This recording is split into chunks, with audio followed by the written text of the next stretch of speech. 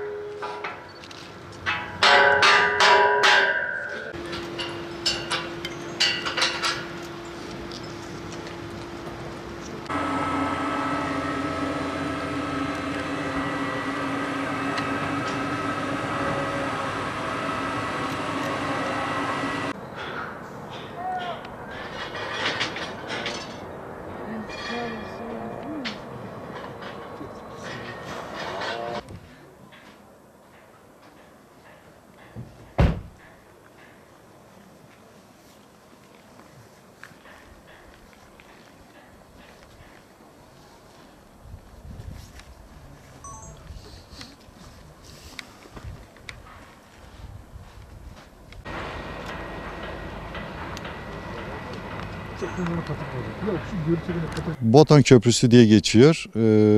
Dengeli konsol 450 metre açıklığında, 120 metre yüksekliğinde.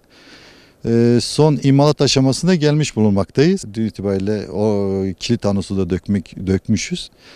İnşallah önümüzdeki bir ay süre zarfında hava şartları müsait olursa, elverişli olursa köprüyü tamamıyla bitirmeyi hedefliyoruz. Köprüye biz firma olarak burada 60-65 kilometre yol bitirmiş durumdayız. Bununla beraber Botan Köprüsü de imalatı başlandı ve devam ediyor. Şantiye olarak 450 tane elemanla çalışmışız. Mevsimsel özelliklerden dolayı, kış aylarından dolayı biz ara ara şantiyede duraksama yaşamışız. Yani kış aylarında fazla çalışmamışız. Türkiye'de açıklık olarak en büyük açıklığa sahip olduğu için Botan Köprüsü ilk defa Türkiye'de uygulanıyor. İnşallah bir sıkıntısız bir şekilde de bir ay sonra burayı trafiğe açmayı hedefliyoruz. Toplam uzunluk 450 metre. Ayak uzunluğu dediğim gibi 120 metre. Bunların altında temelleri bulunuyor. Köprü ayak temelleri. Bunlar 30'a 30, 10 ve 40 olmak dahil, 40'a 40 olmak dahil üzere 3 tane temelden oluşuyor. Gördüğümüz ayaklar 10'a 10 çaplı, 10 metre 10 metre. Platform, yol platformu, ana gövde 14 metreden oluşuyor. 2'şer metre yürüyüş yolları, 10 metrede ana yol platformu olarak olacak şekilde dizayn edilmiş. Art gelmeli olarak şu an Türkiye'de 210 metre açıklıkta hiçbir köprü yapılmamış yani. Bununla beraber Botan Türkiye'de ilk defa yapılıyor. Daha önceleri yapılmış ve şu anda da yapılıyor. Lakin 210 metre ile en büyük Botan.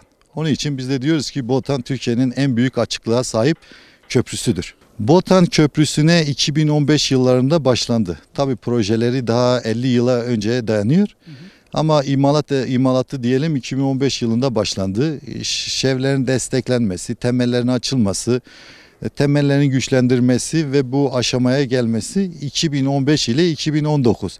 Hedefimiz 2018'di. Bir aksamadan dolayı 2019'a yansıdı. İnşallah 2019 sezon sonu aşmayı hedefliyoruz. Bunun dışında şu an yaya korkulukları, genleşme derzleri, aydınlatma imalatları devam ediyor. Tamamıyla betonarme imalat bittikten sonra üst yapı imalatlarımız da bu ay sonuna kadar hedefliyoruz. Şimdi normalde daha önce gördüğünüz patika yollardan vatandaşlar geçiyor. Sağ olsun devletimiz bu bölgeye çok büyük yatırımlar yapmış bulunmaktadır. Beğendik ve Pervari sınırında bulunuyor. Beğendik ve Pervari'yi bağlayan bir köprü görevini görecek. Şu an bulunduğumuz konum Beğendik. Pervari'ye bağlı bir belde. Botan Köprüsü'nden Pervari yaklaşık 20 kilometre. Buradan Beğendik'e de 2 kilometre. Ama Beğendik'e bağlı bir köprü. Bu bittiği takdirde Hizan, Beğendik, Pervari, Siirt, Bitlis'i birbirine bağlayacaktır. Projenin adı zaten anlaşıldığı gibi Küçüksu Pervari İl Yolu. İnşallah da halkımız, vatandaşımız rahat bir şekilde burada ulaşımını sağlayacaktır.